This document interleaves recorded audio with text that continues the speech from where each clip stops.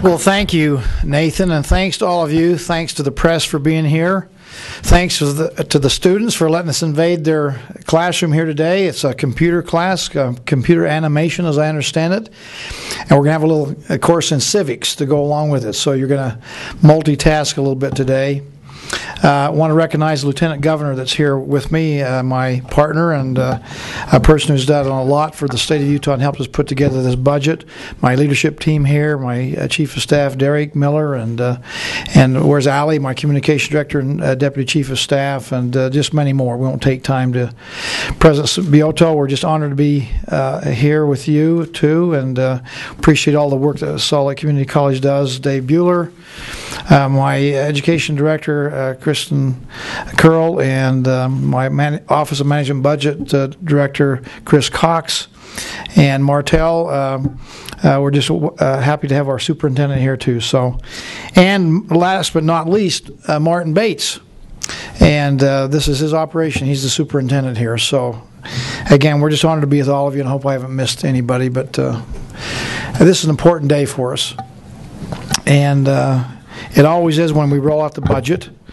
And it's a challenging time, as always, when you have finite dollars and there's a lot of requests and demands out there in the marketplace, and how you spend them is an important part of what we do in the executive branch as we give this recommendation. Now, we're here at the Granite Technical Institute really to kind of demonstrate the connectivity of some of the innovative things that's taking place in our education environment. To help us when we bridge from high school to get into college and university, our technical training aspects. I'm not sure everybody in the state understands what's taking place here. So this is an opportunity for us to highlight some of the great innovative and creative things that are taking place in biotechnology, pharmaceutics, and medical devices, which we have a significant growing part of our private sector here in the state of Utah. Computer technology, which you see demonstrated here, and others. So they also offer here at GTI concurrent enrollment. So people can, in fact, as they're going through their high school years, get credit for college and get a leg up on their opportunity to have and get a degree or a certificate once they get out of high school. So again, we appreciate the hosting here, Martin, and thank you very much for being a good host. As we start the budget presentation, let me just mention to you and remind you that my vision since I've become governor a little over 3 years ago has been that we want to make Utah to have great success when it comes to economic opportunity, job creation. We've talked in terms of making Utah the best performing economy and the premier global destination. And we've done a lot of efforts in making this a fertile field for the entrepreneur, for business. And in that process, we've been very optimistic. We've been able to take on the challenge that presents to us. It's not an insignificant goal to be the best in the world, to be the best in America. But we've taken that task with optimism and with some leadership on all quarters of saying we can do this as we pull together. And we see the successes of that confidence that we've exhibited. Now, I just want to mention at the outset here that we recognize that there's some challenges out there in the marketplace today.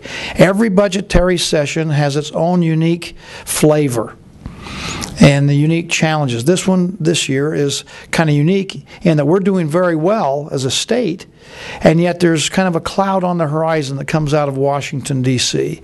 Some of the uncertainty that we see out there. But I would say it's a little premature to say the sky is falling. You know, I have confidence and some cautiously optimistic belief that they will find a solution to the so-called fiscal cliff problem we see in Washington, D.C. I have a statutory responsibility to roll out a budget. It's a recommendation to the legislature. It addresses my priorities of the direction I think this state should be going. I think it would be irresponsible for me, in fact, not to present that. In fact, not doing so would add to some of the uncertainty in the marketplace and be counterproductive to our goals here of making Utah a great place to live, raise a family, and to do business. As most of you know, I've said it many times, as we have priorities in our budgets, and the budget's designed to kind of highlight and illustrate those priorities, education is my number one budget priority. That's not going to change. The priorities don't change based on whether there's a little bit of money or a lot of money to spend as we prioritize what's in the best interest of the people of Utah going forward. And so this budget will kind of help us set the baseline and certainly the discussion points of what we need to do and help guide the legislature and the priorities of the state. Let me just conclude on this part too and say that whatever happens, Utah will adjust. We've done it in the past. We understand how you make tough decisions. We've made them in the past. And that's one of the reasons why we're in much more solid footing and have a better solid foundation than virtually any other state in America, because we do adjust. We make the tough decisions, and depending upon what happens out of Washington, D.C., we'll make those adjustments. Our analysts are on the job. They're looking. We monitor this. Our cabinet members, and they will be prepared to do whatever is necessary as we move forward.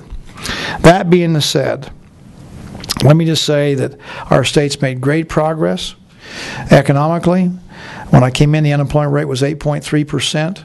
It's now down to 5.2%. Our job growth creation continues to rise. We're growing at nearly pre-recessionary levels now. Historically, we're about 3 to 3.5%, and we're at that rate of growth now. And our prospects in the future are very good. Reason to be optimistic.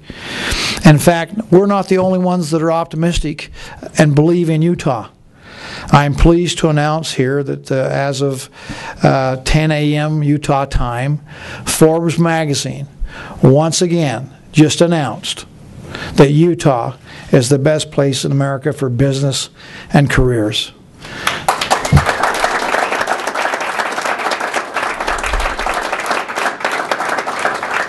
Now, in the business world, this is like winning the national championship.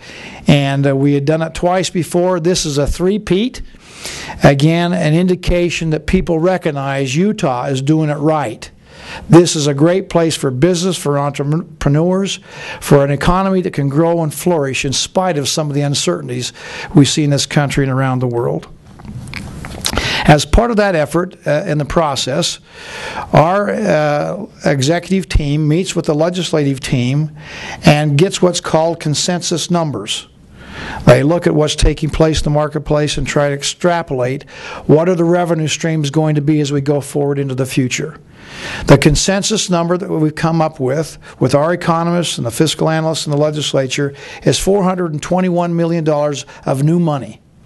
That's $121 million of one-time money and $300 million of ongoing money, of a constant revenue stream that we see projected into the future. That's what I've built my budget on.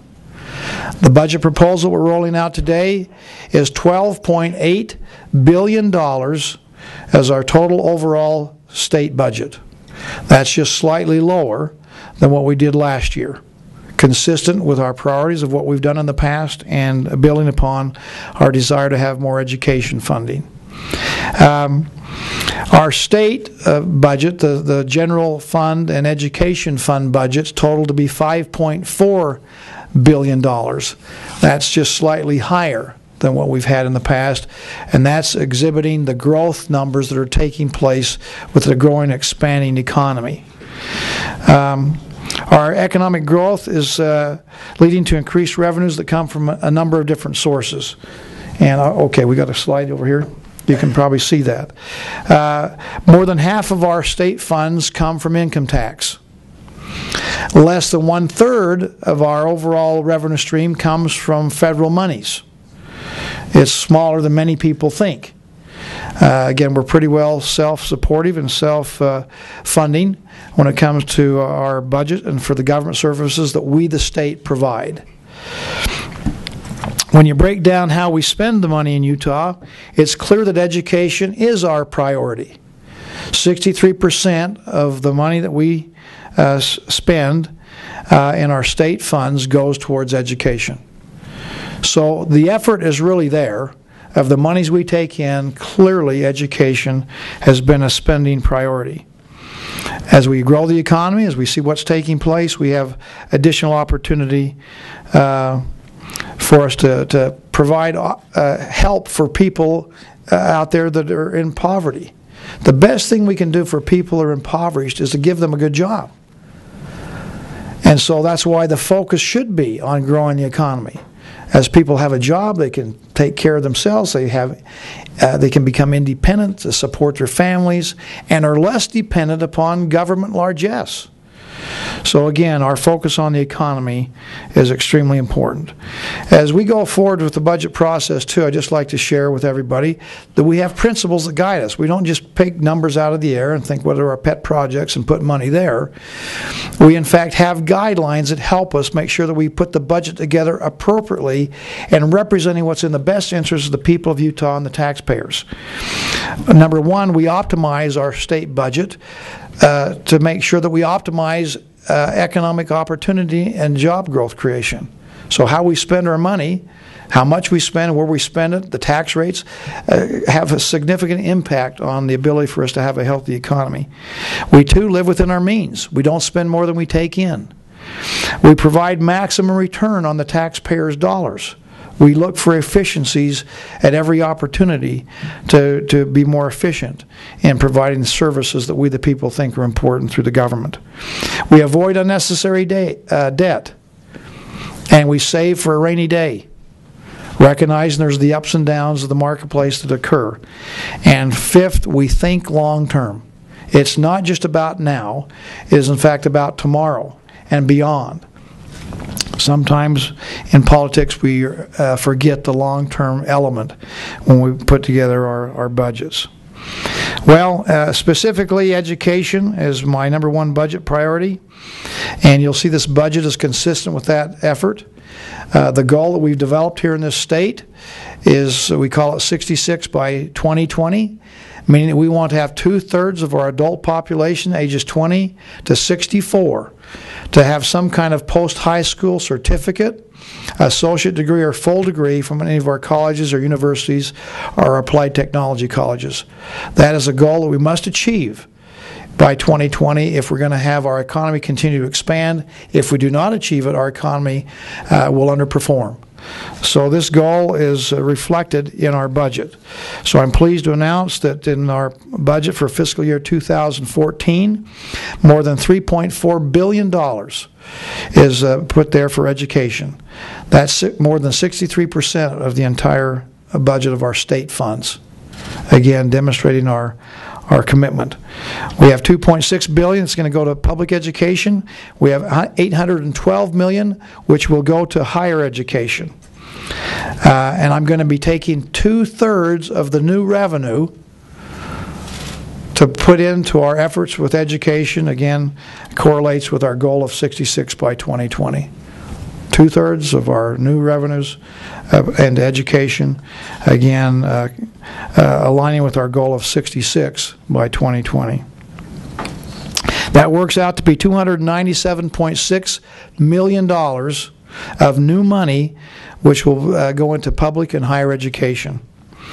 And as we implement these, this will help us fund initiatives and recommendations that have come from many sources, particularly my Education Excellence Commission, which has spent the past year looking at ways that we can improve education excellence in the state of Utah towards the goal of having a healthy, growing, expanding economy.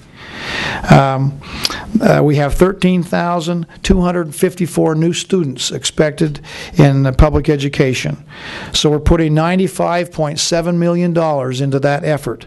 That's $70 million for this current growth year, as well as that puts $25 million for the growth numbers that were in for last year to make sure that that's ongoing revenue. We're putting $26.2 million into the weighted pupil unit to help with teacher compensation. We're also putting 1% in to help with higher education and to pay for their employees and professors at higher education. We're putting $10 million to continue with our early intervention programs. This is ongoing money. This is designed to help us emphasize the use of technology and assessment for early intervention. That includes optional extended all-day kindergarten. We're putting $13.2 million in to fund computer adaptive testing for our public education system. Again, this is going to allow the teachers to more closely track the achievement of their students, to know where they need to have some corrective action taken, how they're doing in each of their different subjects, and again, to give them more individualized attention and the learning that they need. We're putting $5 million to increase our efforts in science, technology, engineering, and math, in particular grades 4 through 8. You'll see, in looking at my budget, there's a lot of emphasis on the STEM education areas. We are finding that we're losing too many people in grades 4 through 8 that don't have the math skills necessary to go on and achieve in high school, and that precludes them from going on into college and university study and becoming engineers, scientists, mathematicians, etc., where we have an acute need that we're not filling. So again, we are realigning our efforts with our curriculum and our emphasis to make sure that we're developing the skills necessary with our labor population to align with the demands of the marketplace. So $5 million there for math improvement in 4 through 8. We're going to put $5 million into more classroom supplies for our public schools. Again, believing our teachers are doing all that they can, and they ought not to have to dig into their own pocket to pay for some of the classroom supplies. We're putting $29.8 million for higher education institutions as well as our applied technology colleges. We have $20 million for higher education into the STEM programs: science, technology, engineering, and math. Our college presidents, thanks to our Board of Regents, Commissioner Bueller, have said we recognize how important it is to have more engineers to be graduated, more scientists, technicians, and math. And so we're going to rearrange our own budgets, going to raise additional money privately, and put $20 million up there that they're matching with the $20 million I've put in my budget. So we're putting $20 million into STEM. The presidents are putting an additional $20 million into STEM out of their own existing budgets, which gives us $40 million that this next fiscal year is going to be directed to the STEM education and our institutions of higher learning. In addition to that, we're putting $9.75 million into our applied technology colleges to help them develop technicians. Again, part of the STEM, but not only computer technicians, but also good plumbers and good electricians, jobs that we have wanting out there that need skilled labor. And so our Applied Technology College is going to use this money towards creating more certificates out there. Again, a significant effort of our goal of 66 by 2020. We're putting an additional $8 million towards supporting technology research and commercialization of that effort, called our U-Star program. This will put them back to on basically full funding from when the original proposal came out 6 years ago. So an additional $8 million for U-Star initiatives. Now, this is not an exhaustive list, but I think you get a sense for we're putting a lot of money into education. And it's a comprehensive approach. This is not all in one issue, one area and not another. This is comprehensive, and I would suggest to you it's strategic, so that we get the best bang for the taxpayers' dollars, to get us the best outcome, to have the skills necessary to grow the economy. And I know that by prioritizing education, we're going to change the culture. I think of learning and dedication. Our students are going to become the innovators and the creators and the entrepreneurs of the future. And they're going to have the skills necessary to go out and compete in what is now a global marketplace. We also are going to do our part in the state as we've done by creating an environment that's conducive for economic development. We've kind of kept government off your backs and out of your wallets. We have competitive tax rates. We've had regulation reform. But there's an opportunity for us, in fact, to do some things, particularly as we have some initiatives to optimize our potential to continue to be an economic powerhouse. To that end, I'm recommending $21 million to be put in of new state funds into our GoEd programs, particularly with our Industrial Assistance Fund, $1.9 million there. That goes to mostly rural areas, part of our business expansion and retention program, sometimes referred to as the BEAR. So $1.9 million to replenish our Industrial Assistance Fund and incentives for job creation in rural Utah. $12.4 million will be put into our promotions of Utah, commonly known as tourism and travel. We have great opportunity. We have a state that's conducive for tourism and travel, and we're putting $12.4 million there that will be in tourism and travel, and about 1.4 to 1.5 million of that will be in our sports commission, where we sponsor events and host events here in Utah that get, in fact, not only national coverage but worldwide coverage, again, as we promote the state of Utah. We're going to put $1 million for business marketing initiatives and small business outreach. We have opportunity to, in fact, talk to and recruit in other states to tell them about the benefits they have of having their business either expand or move to Utah. And that takes some money, and we've had some great success, and I expect even better success as Utah is emerging as an economic leader.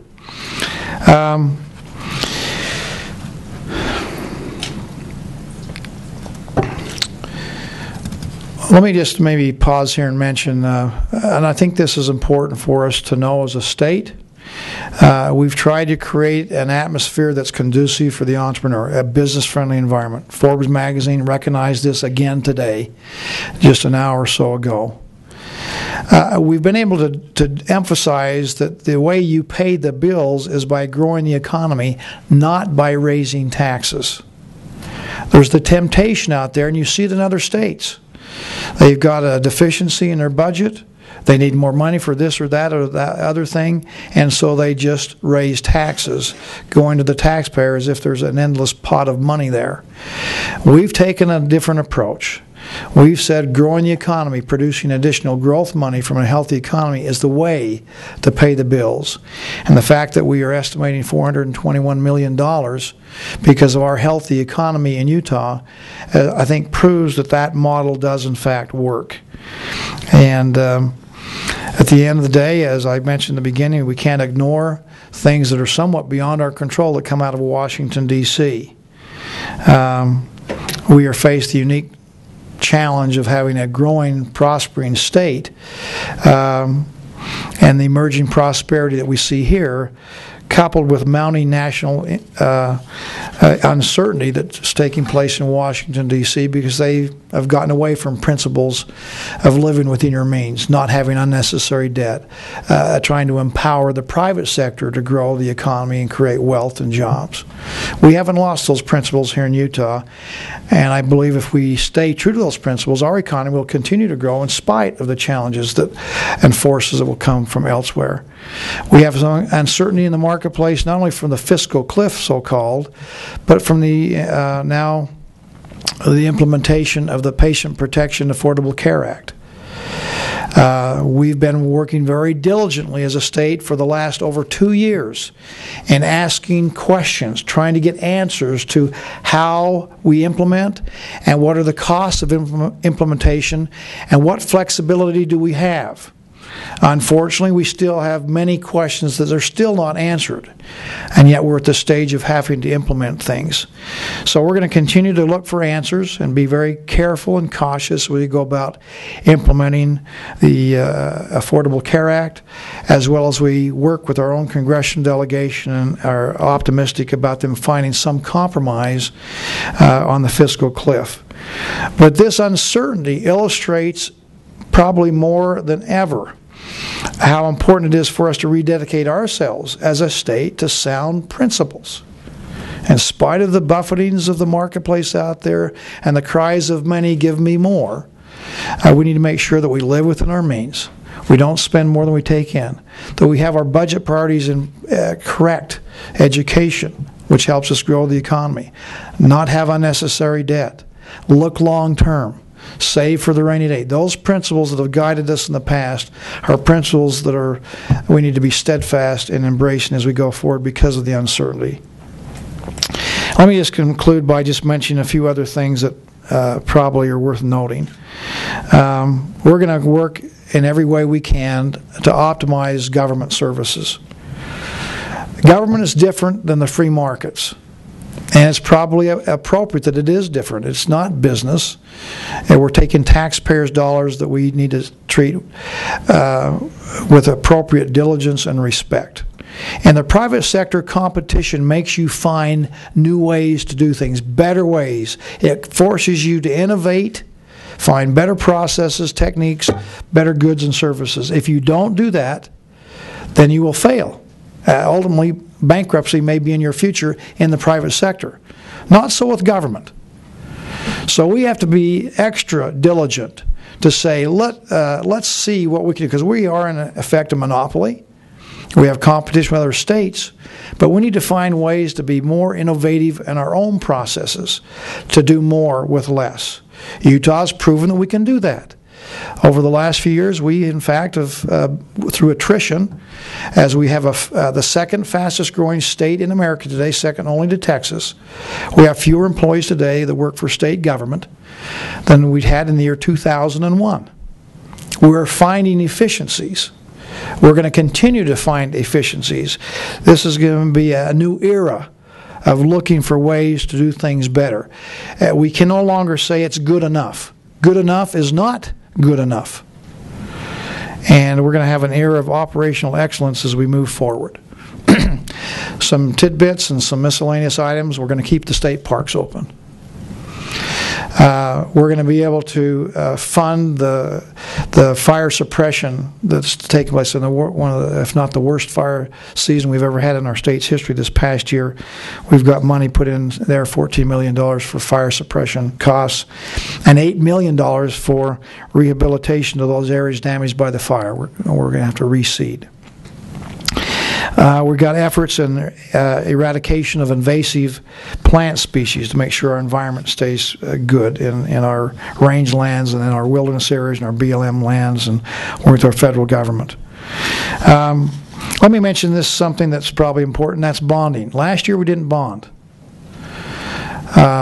We have a constitutional limit. We, with the legislature, have agreed to not spend beyond 85% of that constitutional limit. 2 years ago, we gradually tipped up with the recession and the loss of values. We crossed over the threshold of 85%. This past year, we dropped it down into the mid-80s, about 83% rather. And this year, even though I'm proposing $52.4 million in bonding, we'll drop down to 74% of our constitutional limit. So significantly below, and moving in a direction that's conducive to fiscal prudence based on today's economy and some of the uncertainties out there. Those bond amounts will be used to fund Utah Valley University's classroom additions that they need at our fastest growing university in the state. It'll be used to fund the developmental center needs. It'll be used to, in fact, purchase the elementary school and grounds down by Dixie State in St. George. We also are putting money to build corrections expansion down at Gunnison. We're putting money to build courts up in Ogden and Weber County. So those monies, there's some construction that's going to go on. Part of that's going to be funded with bonding. We also are putting some money for programming into study for the Weber State University's Science Center. So that will be analyzed, and programs and analysis will be done so that can be done at a future opportunity. So those are, I think, the highlights of the budget. Last but not least, I'm also recommending a pay increase for state employees, totaling $6.2 million. Our state employees, as well as our people involved in education, have done yeoman work This is just a token. It's not much, but it's a step in the right direction of paying and rewarding people for good work and good service on behalf of the taxpayers. I forgot, I just note here that we had some breach of security with personal information. Just a note on that. We've had an audit done. We're putting money into the programs to strengthen our electronic systems that store sensitive personal information. And we're going to also extend for one more year the credit monitoring for those victims of the April breach. So money's being put in there. In conclusion, let me just tell you, I'm very optimistic about the future of Utah. I think we're doing things correctly, based on good principles that allows us to be a good place for business, to thrive and grow. Our entrepreneurs here in the state of Utah, our homegrown businesses are doing well and emerging out of this fertile field of fertile business environment. Our growth in education is going to help feed that as we go forward. And again, I think it will help us continue on this path of an economic powerhouse in this country. I believe our economy will grow. I believe that our education is going to be strengthened. And I believe that we'll find more efficiencies in state government, all conducive to a great quality of life here in the state of Utah as we go forward. So I am optimistic. In spite of some of the uncertainties out there, I do believe that Utah will become an island of tranquility in the sea of chaos that may be pervasive around us. But we will continue to stick by good principles as we spend the taxpayers' dollars and provide an environment that's conducive for people to live, to raise families, and to do business. So thank you for your attendance here. I appreciate you being here. I know we have a little bit of a tour to go on here, but before we do that, if there's questions. Governor, any new pay raise for teachers? Yeah, teachers, again, that's part of the WPU, the weighted pupil unit. That's $26.2 million will be put into that weighted pupil unit.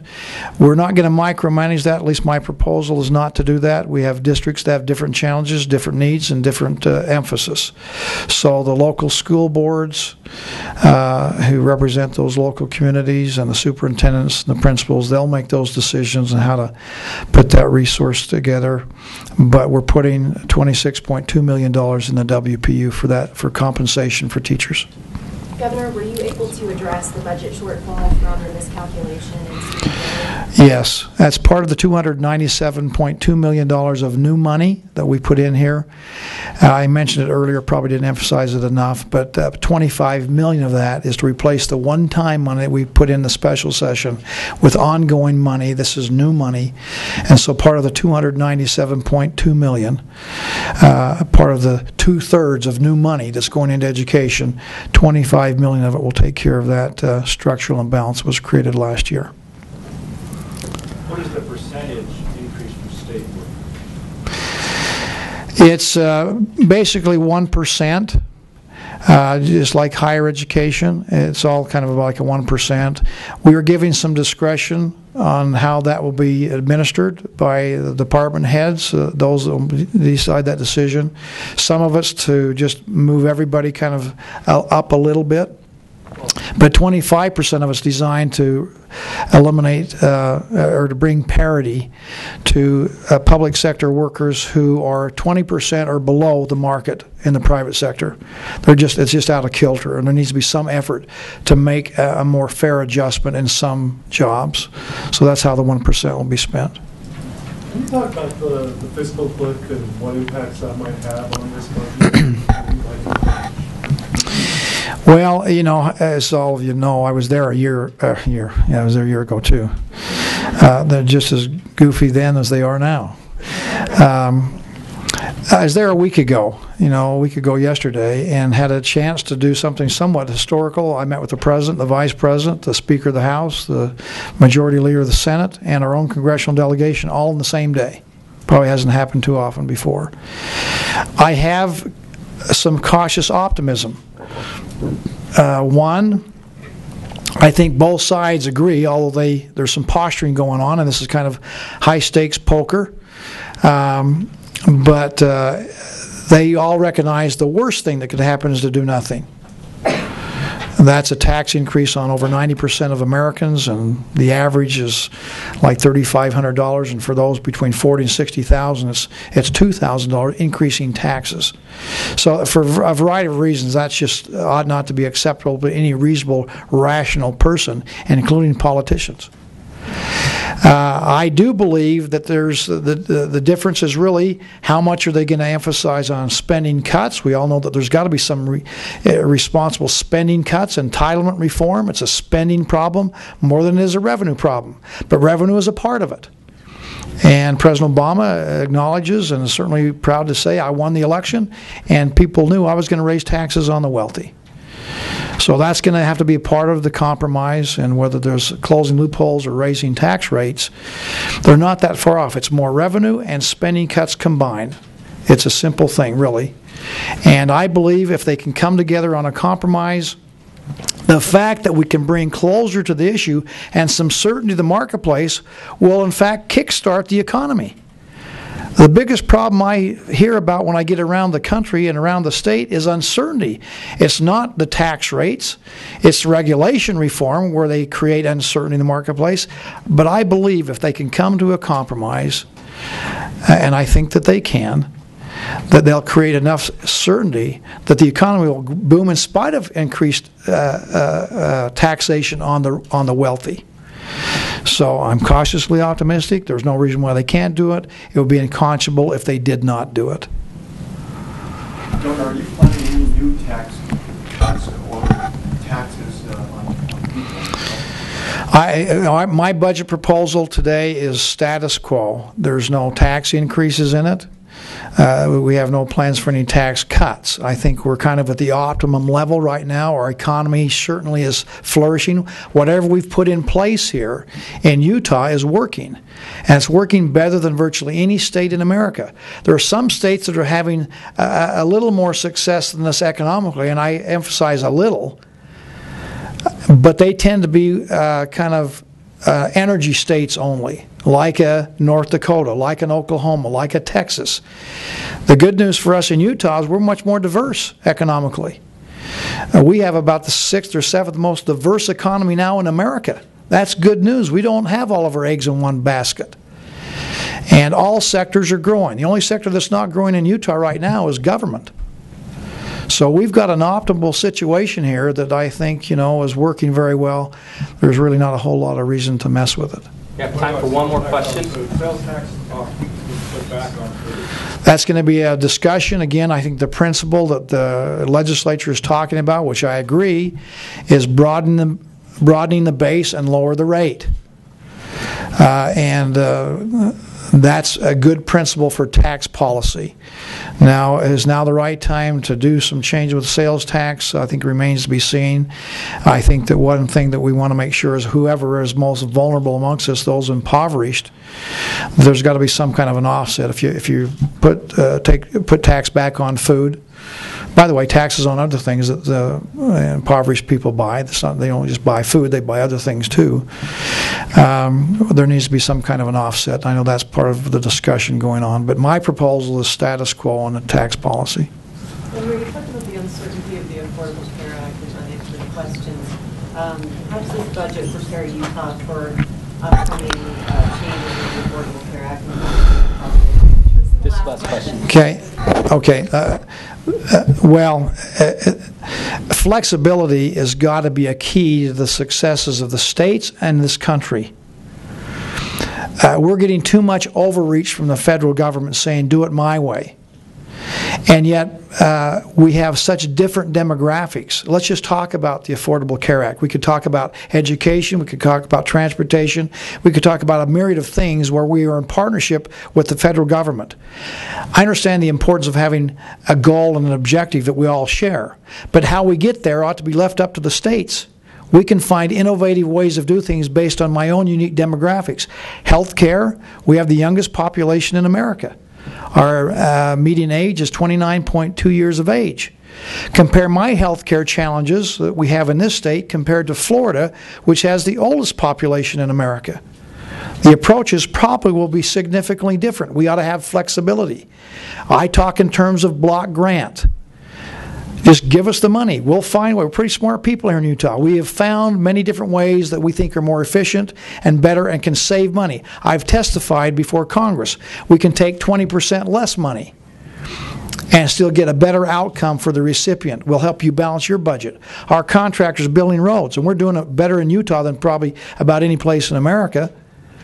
Our contractors tell us if we have to build a federal project under the federal guidelines and rules, it costs us 30 to 40% more than if we do it under state guidelines. I just think of the savings that can happen if we have more flexibility.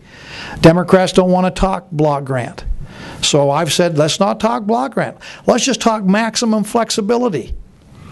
And clearly with the Affordable Care Act, if we have flexibility, we can provide better health care to more people, give better benefit at lower cost. That's the beauty of federalism, of the United States of America. Each one doing their own thing. We'll learn from each other for our successes and our failures. Flexibility has got to be a key component part as we move forward if we want to get out of this problem, this mounting debt and uncertainty that's out in Washington, D.C. today. Anyway, thank you very much.